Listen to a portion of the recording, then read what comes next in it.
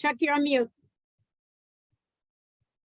No good presentation starts without the person being on mute. This is indicative of local federal issues that we have in our country, right? Hi again. And it really is great to be with you. I've been so looking forward to this that I almost called in yesterday at 3 o'clock, and Ann will confirm that. I was going to do that. I know you're extremely busy, so well, thanks so much for joining the meeting. Special thanks to Ann, a dear friend from before 2010, as I recall, for reaching out to invite me, and to Ann and her assistant Sandra for handling the logistics. I was, to give you some background, a brief background, I was born and raised in the San Francisco area, and my grandfather's experience in the 1906 San Francisco earthquake and fire was family lore from my earliest days. And I worked as an urban environmental housing and hazard mitigation planner in California before moving into the international arena many years ago. So I'm somewhat familiar with the issues you face on a daily basis. I do recall, for example, looking north years ago to see how Oregon was addressing urban growth issues at the statewide level, and specifically the urban growth boundaries and urban reserve issues. These reserves really served as a partial inspiration for some work in Nepal I did a few years ago, which I'll discuss in later in the presentation. So with that, let's move ahead. Thoughts from the deep field being overseas somewhere. So what's BHA? It's a new creation of USAID, the Agency for International Development. It's the US government's lead coordinator for international disaster assistance. We coordinate the military response, the State Department response when it comes to natural disasters, other federal agencies and what have you. It was created in 2020, merging two main offices that focus on humanitarian assistance. One, the food program, the food aid program, the Office for Food for Peace, and the non-food aid program, the Office of U.S. Foreign Disaster Assistance. Some people have thought that OFDA was the international kind of corollary to FEMA, if you can think in those terms. We provide humanitarian assistance, and we really set the foundation for longer-term recovery. So we try to link the longer term as we're focusing on the immediate. So next slide, please.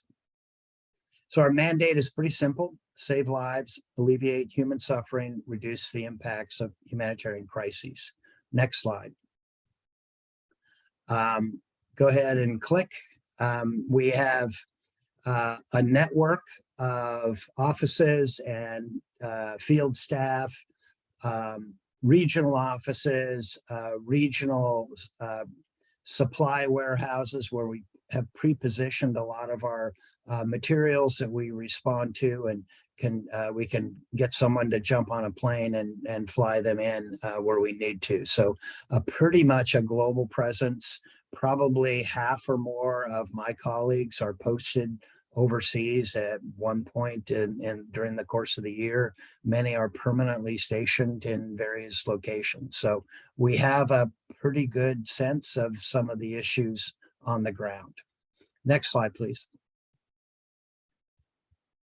So this is a significant slide. Will show you a kind of the level of disasters, natural disasters, the total number of people affected over a 20-year period, basically, most of them being climate-related events, floods and droughts and storms and extreme temperature, landslides, wildfires, etc. About the only disaster type that isn't related to climate, so we think, thus far, are earthquakes, and the subject of perhaps this conversation.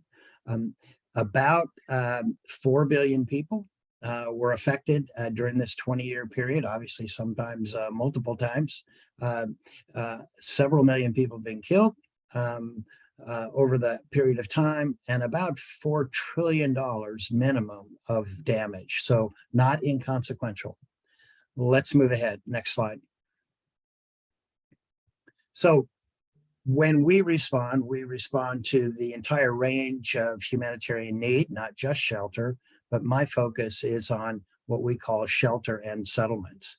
And just to clarify what that is, shelter is the output of a process of creating what we call minimally adequate covered living space to disaster and conflict affected populations. It's really, you would be surprised. It's the size that the international communities identified for one person for living space is the equivalent of about a queen size bed. So it's a fairly modest output. It's still an extremely difficult challenge. The settlements that we talk about are the settings of shelter, the socially, politically, geographically, economically defined spaces where we live, work, and interact. We're all in them right now. You're in Portland, I'm in Washington, D.C. Those are settlements. Next slide. So just to be clear, shelter and housing are different. In the international arena, shelter is really something that is provided as an output of a process to affected populations by humanitarian community actors. And some of them you've probably heard of before, Oxfam and CARE and World Vision and some of the other NGOs, as well as some of the UN agencies like UN High Commission for Refugees. We try to do this in a relatively short period of time in response to specific needs generated by specific disasters and conflicts. On the other hand, housing is provided by a different group of actors, typically development community actors, and usually provided over time, sometimes decades. In some places we have what we call incremental housing that's done over extended period of time in response to a host of primarily non-disaster conflict related factors, and many of which you're very familiar with. You have enough money, you've saved up enough money to buy a home, you have a household change, you have more kids coming on the way, you're interested in a more beautiful home or identity or investment or what have you. Very, very different parameters to generate an outcome called housing. Next slide, please. So settlements are really the humanitarian counterpart to housing, and they don't exist in a vacuum, but in these things called settlements. Again, they can be very small to very large. Next slide. And very familiar names. Every language and every culture has got an equivalent and probably a much longer list of the kinds of settlements that we talk about. And as you see here, there's some suggestion or allusion to a scale, a size of community, as well as perhaps the level of economic development. A kampong or a slum or a barrio or a bidonville or something like that might suggest a slum, whereas a town, a camp, a village, a neighborhood, a megacity, hamlet suggests size and scale. Next slide, please. So I mention all this because settlements provide context for our work for humanitarian assistance as well as development assistance. And the trends affecting settlements are many, but one is key. The future is urban and the future is now. We've seen very substantial growth in the last several decades. We are now in the midst of a 2-decade bubble of global population growth that is absolutely remarkable. 1.4 billion people minimum over the next 20 years, ending in 2040. And I just did the number, just ran the numbers again. 104% of that total will be located in the cities of developing countries, increasing the population in those cities alone from 3.4 to 4.8. And that means significant transition from rural areas to urban, and then concentration in the cities themselves of developing countries. So very substantial growth concentrated in the cities of developing countries. Next slide. And again, it's 104%. It's equivalent to a city larger than the entire Portland metro area, emerging every 2 weeks for 20 years up to the year 2040. Very substantial growth. All those services, all of that land, all of the issues associated with development very problematic in many cases. Next slide, please. So adding another layer of context, many urbanites in particular are vulnerable on a daily basis. In 2000, approximately 1 of every 5 persons living on the planet lived in a slum, primarily in a developing country.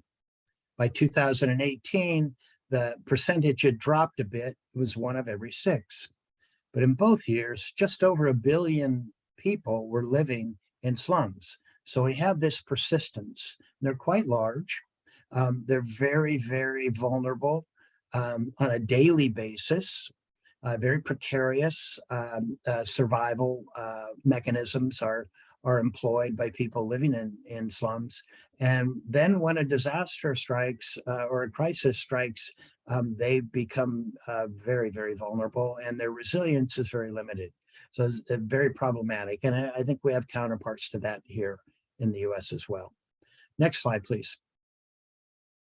So settlements are also, in addition to all that, are also at the center of the climate crisis and the environmental degradation debates. So they really have driven a lot of our conversations about climate crisis, sea level rise, emissions, greenhouse gases, ozone holes, all of the rest of that. Next slide, please.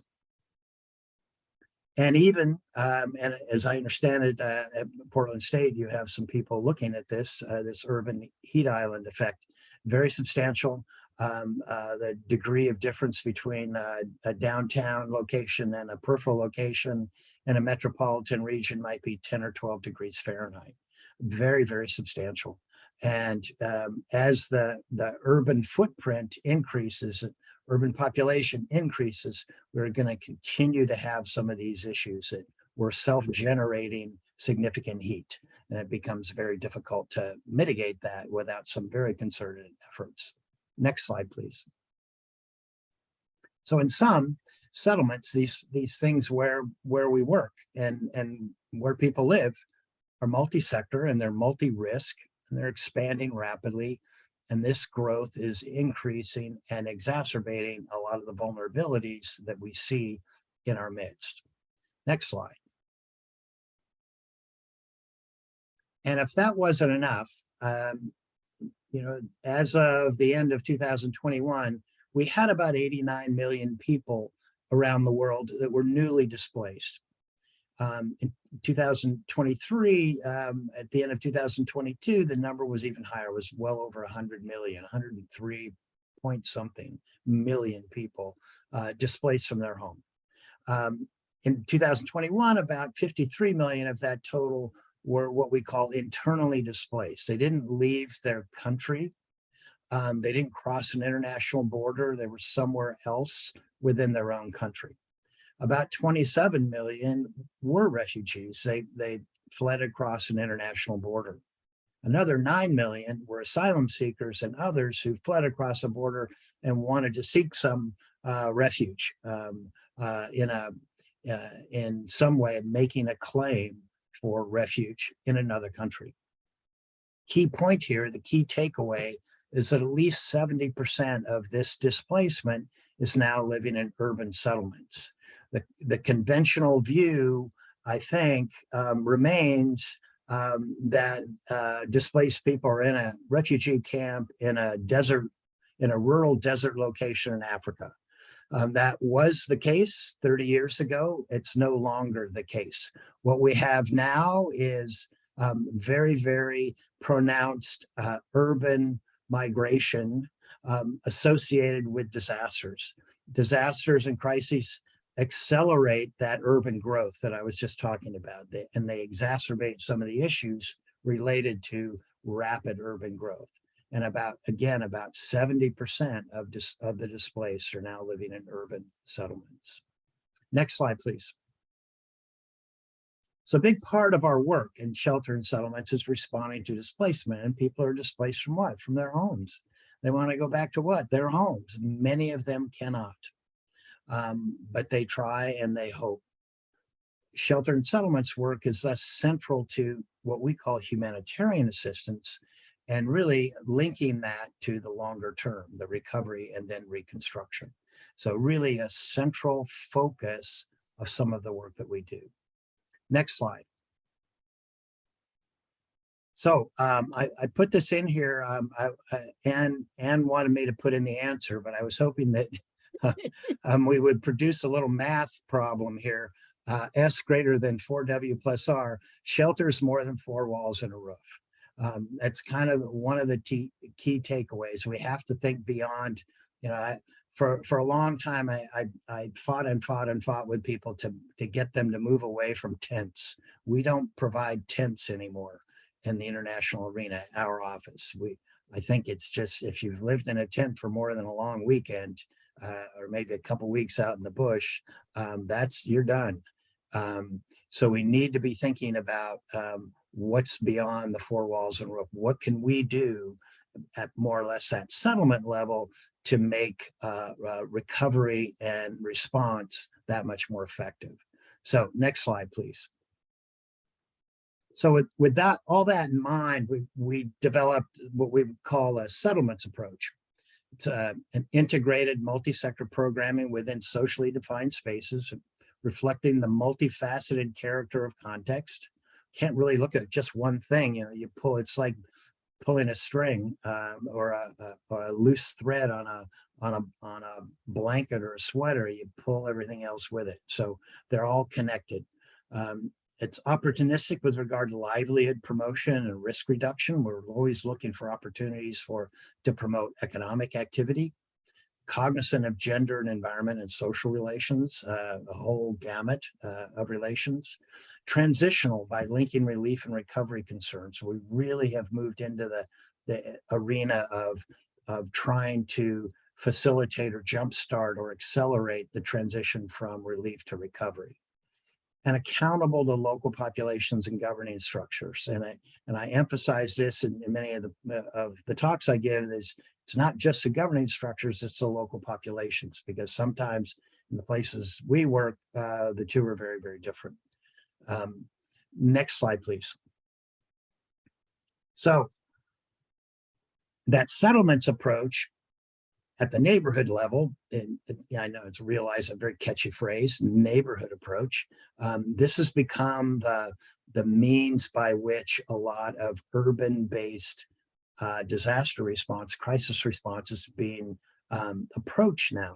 You know, breaking down an urban space into relatively digestible bits so that organizations can really focus on specific needs in specific areas. So we start a neighborhood approach of responding to neighborhoods through a habitability assessment. This was a particular neighborhood that we approached after the 2010 earthquake in Haiti. This was really a central part of the city, about a 20-acre site, a very steep neighborhood. It was built on a slope, very substantial number of people, absolutely devastated and leveled in the earthquake. Lots of people died. For 20 acres, the only thing you could see was about rubble up to about your chest, all the way to the horizon. It was really severe. First thing we had to do is figure out what stood up and what could be repaired. So we use, and I think many of you are familiar with this ATC 20, I think it's ATC 20, ATC 20, yeah, ATC 20. Damage assessment, we've kind of adapted it to the international arena, but to use that as a means of identifying, not doing damage assessments, but doing the habitability assessment. What structures are up and safe? Those are the green ones, and you can see there are precious few in this neighborhood. And then the light colored, the yellow were repairable, the light red were somewhat damaged, and the red they were basically down, had to be removed. We did this, that informed a lot of good solid repair work and investment, and was the basis for rejuvenating this neighborhood to the point where in about 15 or 16 months, it was back, and really a much safer place, and a much more secure place. And actually, we had created additional space for more housing that others invested in. We did not. We did not use taxpayer money to do that additional work. We basically facilitated it. So it worked out very, very well. We did this habitability assessment throughout the affected area, and it really was about 385,000 structures that we surveyed over the course of about 10 months. Believe it or not, 54% of that whole total of that devastated area were actually habitable and safe to return to. And about 20%, I think that number, yeah, 20% was red and really did need to be taken down or repaired significantly. So unlike the images that you see on TV, when you see these disasters, Turkey being the most recent one, remember about 54% was deemed safe and habitable. Once you move the rubble away, you saw that there was actually some real potential for rapid recovery and response. So next slide, please. So at the broader settlements level, we try to inform the approach by what we call SOS, that international distress signal that we've kind of championed as an abbreviation for Shelter Opportunities Survey. I've taken a map just randomly. This is the city of Livermore in California. Don't quote me on that.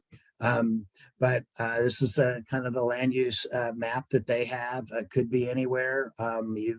Some of you may be very familiar with some of the designations and the different color schemes and what have you. But basically, the idea is, as a schematic, some of the yellow and moving into orange are really the residential areas of the city. But as you see, that's only a portion of the city.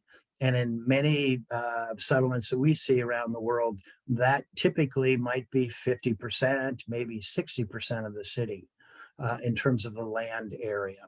What is often done by most humanitarian organizations, they only focus on trying to shelter people within those areas, missing this larger template and land supply and possible opportunity sites for shelter that is readily available. So when we move into settlements and don't look beyond the kind of the existing residential areas, we're missing about half the pie, half the loaf, if you will, and thereby reducing significantly the potential for sheltering people in the communities that they were in prior to the disaster or crisis. So something to think about as we move ahead, and something we can talk about. This is something that we've done in many, many places to great effect. Just a real brief example from Chico, California, after the Paradise Fire 3-4 years ago, they used the county fairgrounds as a temporary shelter location. The outcome of that, mixed reviews, admittedly, but they identified the space and they figured out a program for a location that had not previously been considered for shelter. Next slide, please. So it's important to know this, particularly in places like Ukraine, where we're doing a lot of work now, where housing has become a target. And the residential areas have become targets in many instances. So what we're trying to do as part of our strategy is not only try to provide through SOS this larger, looking at the larger template of the settlement, but trying to avoid areas that are being targeted intentionally, so that we can move people into areas that are not considered viable targets. And so far, the strategy is working relatively well. So it's not just to provide shelter. Maybe it's also a strategy to really reduce the vulnerability that people have in the middle of a crisis. Next slide. And this is a continuation of that. This is in more suburban and rural areas of Ukraine where we have, active fighting. We need to be able to find areas that we can shelter people that might not be in targeted housing areas, residential areas. So something to think about moving forward. Just what can we do with the land supply that we have at our disposal? Over. Next slide, please. So in earthquakes in particular, I've been to most of the major earthquakes of the last couple decades, and I have found time and again that the trauma generated by earthquakes often generates demand for shelter that is greater than the assessment of shelter needs might indicate. And why is that the case? A big portion of that, of course, is what can we do with all of the aftershocks, the initial shock, the loss of households, property, family, friends, significant trauma. The aftershocks extend that trauma. No one seems to know where a safe space is. It becomes very, very problematic. The psychosocial demand on psychosocial services, social services, psychiatric care, food, shelter, water, sanitation, everything goes up. And it doesn't drop notably very much in the short term. We are in Turkey now, looking at the earthquake from February. Again, about 60 to 70%, up to 80% of the structures in the damaged areas are safe to return to from a technical standpoint. But I will tell you, it's very difficult to communicate to people and convince them that their housing is safe when it has a few cracks in it, hasn't fallen down yet. It's okay. They're not structural cracks. It's a hard sell, I admit. So we really need to be thinking in terms of what might be the need, and then to do a multiplier, a 1.3 or 1.4 in the short term for those social services that are going to be needed immediately. Happens pretty much everywhere. It's almost universal. Next slide. We've been talking about the big one, the Cascadia zone, and we talk about it in San Francisco as well as the big one. We actually started some very concerted, as an example, pre-event disaster risk reduction for the big one in Nepal. And we started, even before I started in the late 90s with then OFDA, the Office of U.S. Foreign Disaster Assistance, we started a program in Nepal focused on primarily at the shelter level, looking at trying to teach the masons and carpenters how to make safer shelter. We really focused at that level. That was primarily the work. And then we moved up in 2011 to active planning. We expanded to both shelter and settlements. Among that, and this is related to the urban reserve that I was talking about earlier from Oregon days, I came up with this idea of the 70 sites plan in metropolitan Kathmandu to use for a range of post-disaster activities. So locating, pre-identifying, almost like a pre-positioning of space in the metro area for hospital units and military staging and search and rescue and shelter and services and food and logistics hubs, etc. And we completed that in 2012, 2015, of all things, major earthquake in Nepal. All 70 sites were used, and about 53 of them now were as the accounting is, were used precisely as intended, and the other 17 were used as well for related services. So worked out really well. Was instrumental in assisting in response. Very, very important contribution that we were able to make. We created a debris management plan, a post-disaster debris management plan, to include disposal, clearing, disposal, recycling, and reuse. We identified, we looked at all the roads in and out of the Kathmandu Valley, as well as the airport. I should have added the airport. To identify choke points, landslide areas, weak bridges, all of that, to make sure that we had access. It's really hard to rely upon helicopters to go over the Himalaya mountains into Nepal to Kathmandu to help out. So we really needed to know what the road clearing situation was going to be. And you really can't, my major message, you can't help if you don't clear. You have to have a debris management plan. It's very fundamental. It's very, very important. Another thing as well, again, back to that, the social side and the traumatization, displacement tracking for basically emergency census, family reunification, something that I think the American Red Cross is actually quite good at. Identification of highly vulnerable groups, again, could be the homeless group, people in very remote areas that have limited access, people living in poverty, etc., elderly, people with disabilities, etc. Having a sense of what their needs are, where they might be, really very important. And again, people are highly traumatized, so we need to plan for it. And rapid habitability assessments, again, emergency urban planning, provision of non-camp shelter and settlements options. We really need to think out of the box or out of the tent on this, so that we can really be as exploitative of what limited resources and assets are available at hand.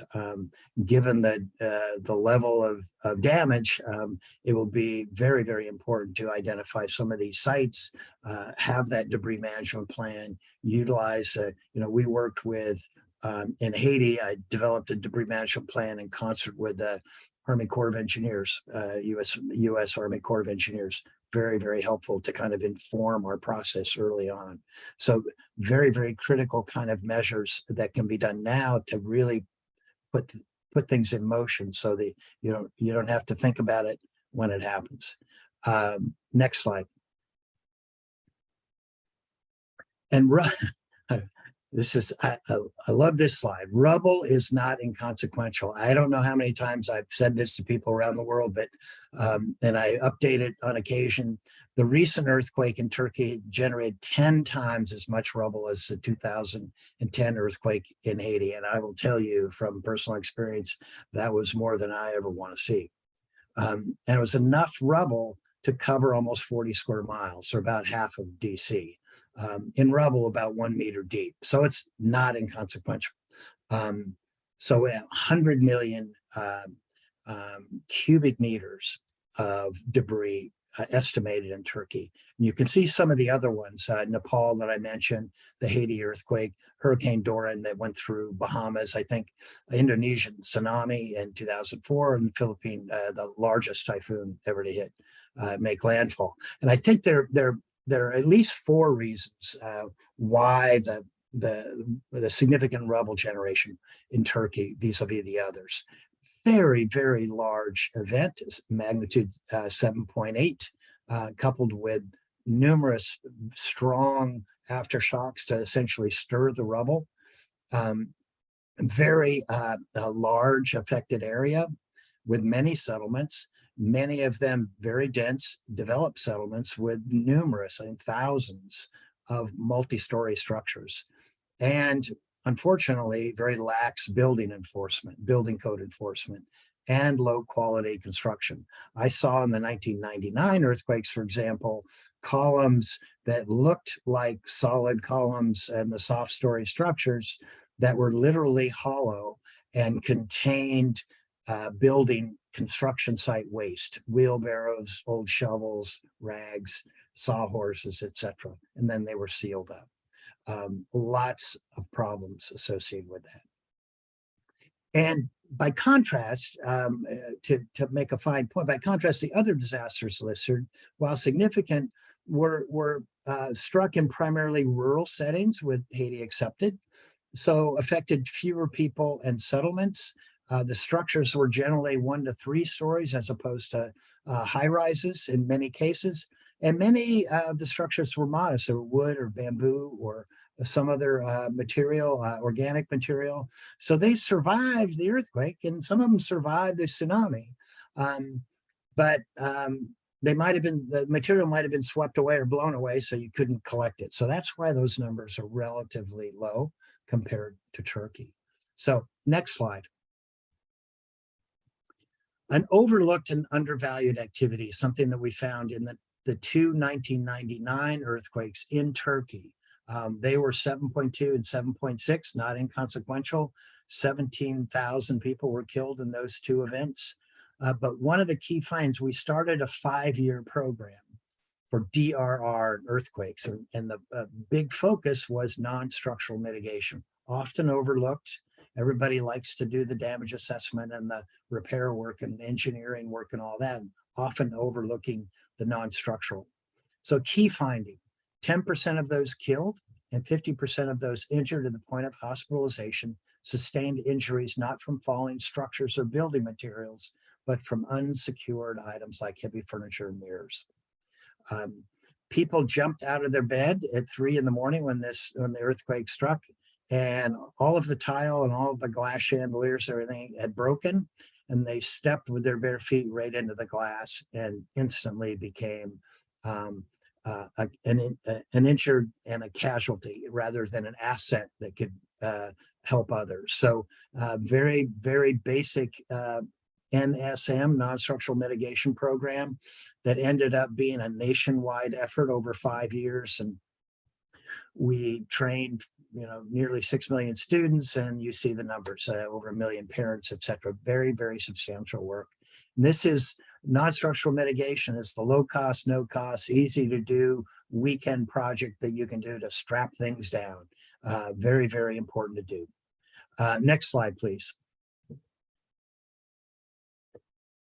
Just a couple of examples. The shelter example in Cyclone Sidr in Bangladesh in 2007, a Category 5 cyclone that destroyed tens of thousands of homes. You can see some of the light structures that were there.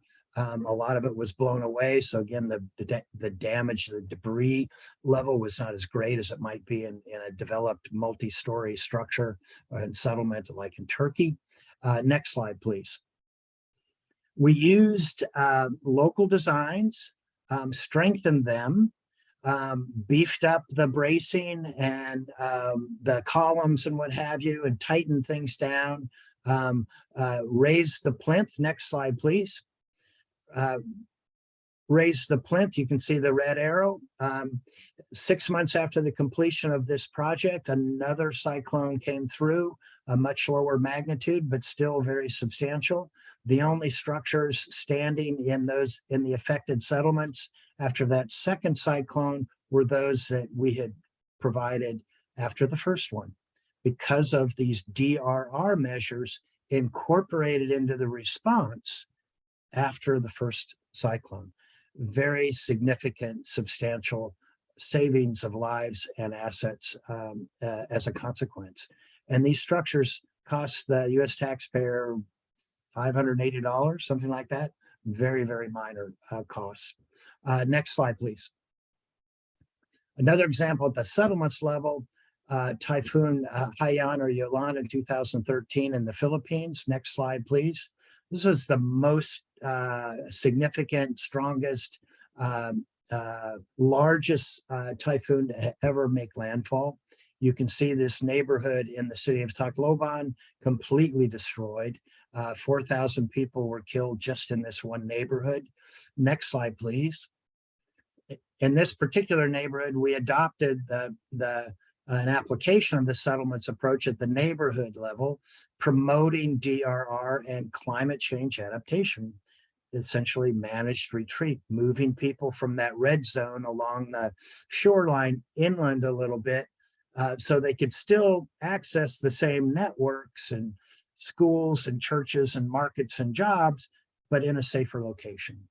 And this was widely applied throughout the area as an option to remote relocation, resettlement in a distant area that didn't have any services, that was going to be very, very problematic. So we really wanted to provide an option to that and do it right in the same community to the extent possible. Next slide. So we did multiple sheltering options in the neighborhood context. We did all kinds of different rental, 1-story, 2-story, all kinds of different activities. This was an area prior to the disaster that had a very, very high level of crime and gender-based violence in particular. We reconfigured the neighborhood. We put in the solar lights. We did a lot of other things as part of a DRR element to make the neighborhood a safer place with safer shelter. Next slide, please. So what can be done to promote these safer shelters and settlements?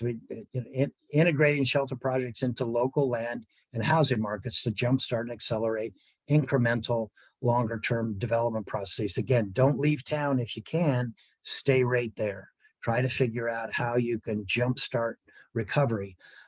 Housing and land development in the United States in particular is probably one of the great ways to stimulate disaster-affected economies. We try to do the same thing overseas by really not importing, for example, FEMA trailers or shipping containers or other things like that, but using local resources, local expertise to make shelter happen. Promoting settlements planning to identify and manage hazardous areas, to focus on the green spots on those maps, to identify response and staging sites. Again, maybe the humanitarian reserve, not unlike that urban reserve that you talk about in the Oregon context. And upgrade and retrofitting housing and services in existing settlements to reduce vulnerability. You can pay now or pay later. Remember that Midas, I think it was the Midas commercial years ago, pay now, pay me now, pay me later. Try to figure out where there are vulnerable housing units and services in the community. Try to find some resources and some programs to apply those resources to upgrade and retrofit. I think it's one of the big issues in the United States, certainly in the San Francisco area where I'm from. A lot of the housing is getting old. A lot of those foundations are not very strong. A lot of the construction wasn't intended for earthquakes. So it's time to start thinking about retrofitting.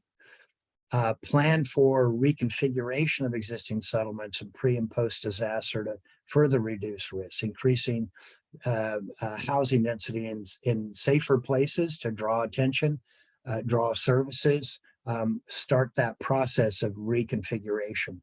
We've done that as a pre-disaster activity in several countries, and it's worked out quite well. We've opened up new markets. We've redirected resources. Planned for relocations of highly vulnerable populations pre and post disaster where safer locations are possible. And I know in the United States, the homeless populations are considered highly vulnerable, but there are also many others. So I think we need to be thinking of having a good sense of the census, knowing who's there and what's happening, and being able to really identify and figure out where would be good places for them to reside post-disaster. Next slide. So, hey, thanks for your time. Questions, comments, if interested, you can contact me at that address. I'm more than happy to answer any questions. It probably took a little longer than usual, but I just get so excited about this. It's kind of hard. Hey, thanks, Chuck. I think we're going to have time for a couple of questions. I just want to say 3 things. One is that these slides and the PowerPoint are going to be available on the RBDAP website. So that's rdpo.net, and then you can find us. And also Chuck had a couple slides on debris management and rubble. And there's a great person working in this area, working with Clackamas County, that gave a webinar for us. And that's recorded and up there where he talks really about how to do it and what needs to be done. And the other thing, I'm just going to drop a link in the chat. RBDAP is also hosting an all-day meeting on May 17th focus specifically on building damage assessment. And we're going to have folks from New York, Superstorm Sandy, and Anchorage, Alaska earthquake, and somebody from San Francisco kind of getting down and dirty about building damage assessment. So you have to register to attend, but I will put a link in the chat for that. Anybody have a question, you can just come off mute and ask Chuck. I have a question if other folks don't. Johnny, do you have a question? Did you have something you wanted to ask? Not necessarily, no. Okay. Cool. Thank you for the presentation, though. Sure. Chuck, if no one else asks, you made some comment about not using tents, and you probably don't know, but that's a very controversial thing right now because one of Portland City's commissioners told the homeless response people that they could not deliver any more tents. And that has been quite controversial in very cold weather. So I just wondered if you could amplify a little bit more why you guys are not doing tents. Sure. What we've seen over time, number one, many of the populations that we work with have average household size of 6-7 people. No humanitarian organization in the world has in their warehouse, in their supply depot, a tent of sufficient size for families of that size. So you put people in very cramped conditions in a tent that is not very well insulated or very well accommodating with regard to thermal variation, cold and hot. And you create problems. You create more of a problem with your living environment than the services you're trying to provide. So people get sicker, they have psychosocial trauma, they have no privacy. There are a lot of gender-based violence issues associated with very, very cramped spaces. And we found, in addition to that, people who are displaced are typically displaced for a very long time. So, tents are only supposed to be, intended for a week or two. But often we see people living in tents for months, if not years. So, one of the issues that we have in Syria is, we get an annual request from some of the UN agencies to replenish the stock of tents because we're now on year 12. And, I go, we can't do this anymore. We have to come up with a different solution. So my view is that we need to provide something that is going to provide minimally adequate covered living space. And that, as we have found time and again, that doesn't include tents. Okay. Richard Higgins from Multnomah County had a question he wanted to ask, and I didn't know, Terry, if you came on cameras, if you had a question. Terry's our outgoing building official for Portland, and he's walking away with a bunch of institutional knowledge, which he's trying to shovel into us as he gets ready to go. Richard, did you want to ask your question?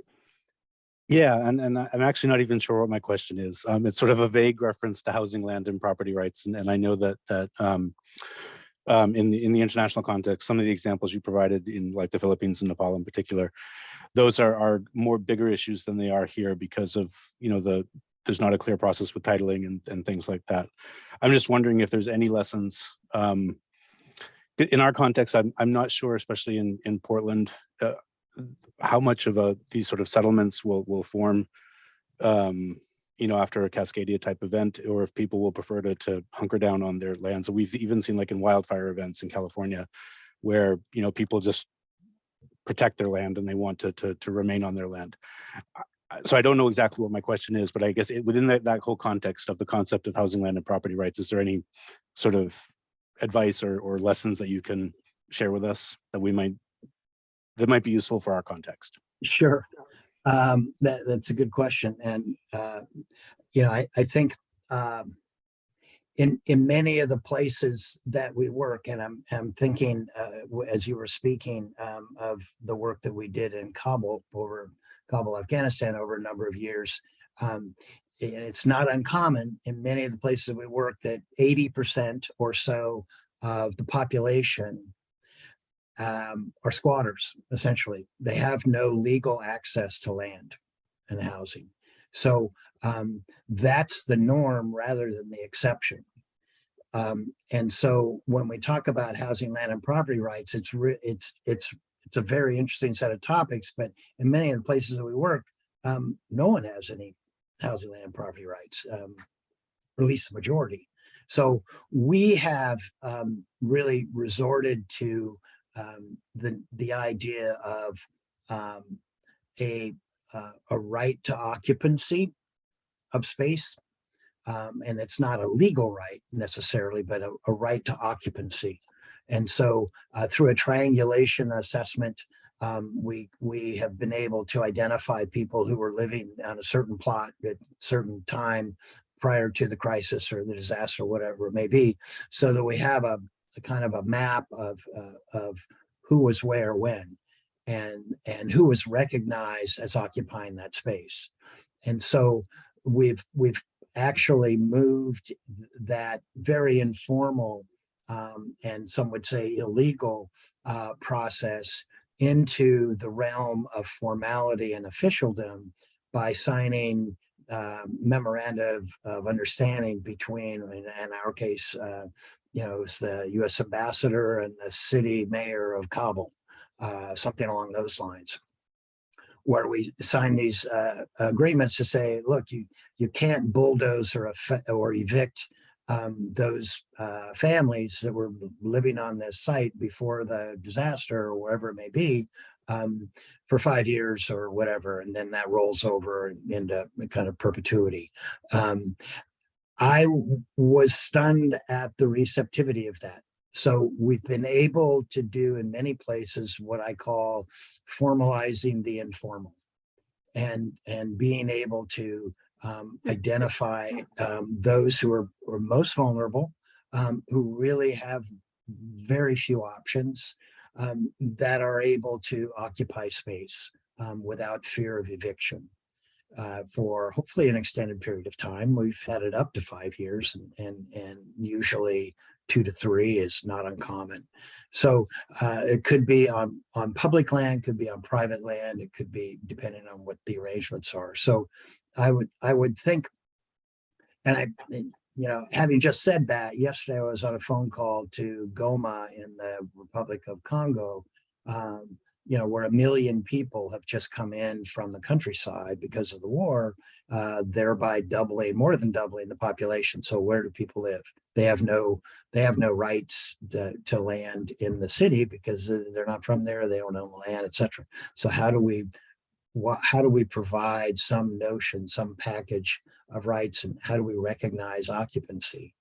And so those are questions that I think we've been struggling with for a while, but I think that particular solution within the context of nobody, really 85% of the population not having legal title to land, really makes for some different kind of solutions, I think.